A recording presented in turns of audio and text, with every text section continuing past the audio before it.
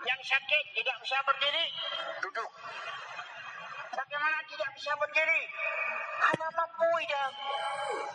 Hana mampu pada isi. Hana mampu pada syar'i. Dah hana mampu pada isi. Menolak. Tak berangkat pun dah berat. Hana mampu. Atau mampu dia. Dengan orang lain yang beda. Wajib upah tengok. Patut karena kadang-kadang hanan beridung ya. Dan kayang buat tengku yang doan duit nyong kena berat. Kira orang kaya. Kira orang pegawai negeri pak. Nak gaji pensiun yang 20 juta. Baik gitu ilah menyojek gedang. Baru je gedang guna orang mat. Wajib umat gaji orang.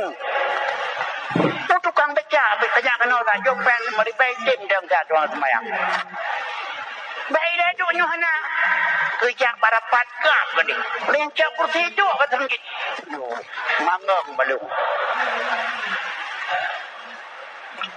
Pun pegang anjit di Masjidil Haram je dah kau.